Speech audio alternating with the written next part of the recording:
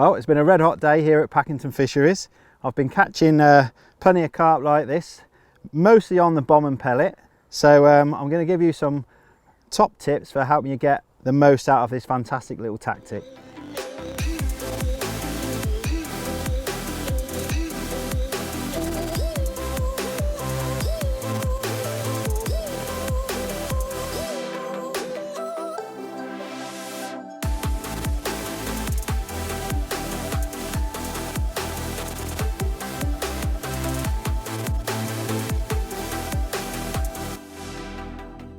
Well, the rig is ultra simple really. I've got 8-pound Horizon mono, and I've got, well, I start off with an 18-inch or 45cm hook length of 018 or 020 power micron. I can always shorten that down to 8, 10, 12 inches if I need to, but generally start off on the long side. Generally find that's the optimum length. And I've got a 20-gram inline bomb there. At this venue, and most of the venues I fish in the Midlands, you're allowed an elasticated feed or elasticated bomb setup, so that's what I'm using.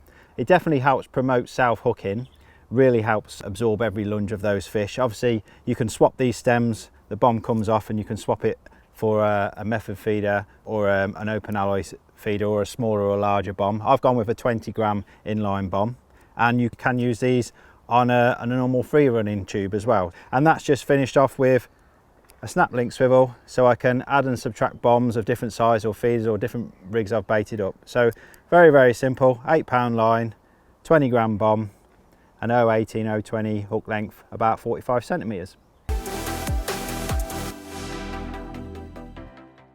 Well, I've got a couple of bomb rigs set up, each with a slightly different hair rig to help me present my different hook baits. I'm feeding for the fishery 8mm pellets. So it makes sense to match the hatch with a single banded 8mm pellet.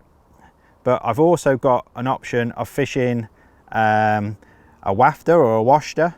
And when I'm fishing those, I prefer to use a bayonet. So I just find that it presents a washter style or wafter style hook bait a little bit better. And I've got different colours to choose from, different sizes. So, and that's obviously going to sink a little bit slower than your normal feed pellets, and that was definitely helped to trick a couple today. But the other bait I've got is something I got shown. Now I do coaching, but sometimes some of the people I coach actually teach me a thing or two. And a guy called Richie showed me these, which I thought was ingenious, and that was super gluing 2 pellets together for bomb fishing. And as soon as he showed me, I went home that night and did it myself as well. And so as you can see, you can fish them on a band nice and easy, and you can fish them 2 ways. So you can either pop them on the band that way, which obviously most fish haven't seen before, and being so irregular and hard to spit out, you can see why that would lead to plenty of hook holds. You can also put them on the band lengthways as well, so you've got a longer option. So, but we've got a couple of options there: single 8mm, double 8mm. I've even got some double 6mm pellets there, and wafter style hook baits as well. Plenty of options to try during the course of a session.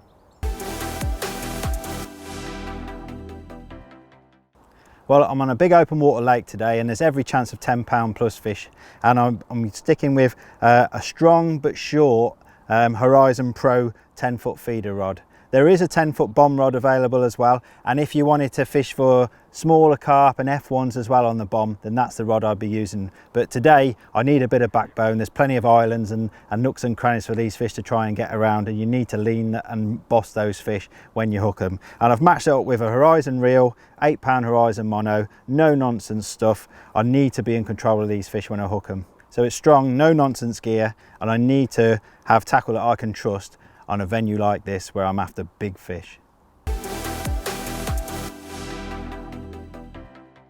Well, I'm scraping the bottom of the tub now. I'm running out of pellets. You can get through quite a lot of bait with this tactic. Some venues you can really lash in points of bait, but also on some venues, especially somewhere like here where it's a bit pressurized at times, you can just feed half a pint. So you never quite know, so bring a few bags. But to cover my bases, as long as you've got enough room in front of you, enough open water, I do like to feed 2 swims. To my right today, I've been feeding positively 2 or 3 big pouches of pellets at a time with 8 to a dozen pellets in a pouch each time.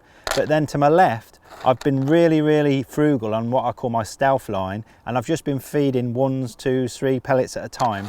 And that can often throw up fish, or the warier fish. They're a bit scared of piles and piles of bait being chucked in. But when they want to have a feed, you'll catch on that positive line.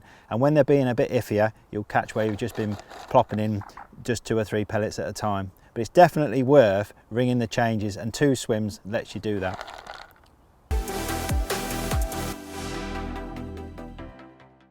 It's an absolutely red hot day today, and it's a perfect time to mess around with trying to put a bit of oil on your pellets. I've got a tiger nut oil here, but any sort of fish oil, salmon oil, they all do the job as well. And all I do is just put a squirt in my pellets, mix it all up, and not only is that going to give extra scent and attraction to your pellets, but it's also going to create a lovely slick in your peg. It gives you something to aim to, especially in open water, so it flattens the water a little bit, gives you a nice little area to aim to, but obviously it's going to create a column of attraction as well. There's a load of cruising fish out there today, and hopefully it's going to help pull them down to where your hook baits and your feed is. But also on the subject of liquids, another little trick as well. I've got some liquid carp food there. There are all sorts of liquids out there, and you can actually dip your hook bait into a liquid carp food like that before you cast it out, so you get a nice little plume of attraction as it goes down.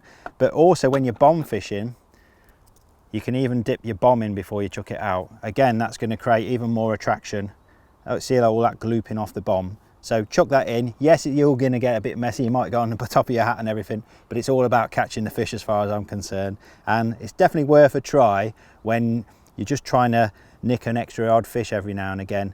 And it's certainly worth 1 or 2 tries during a course of a session.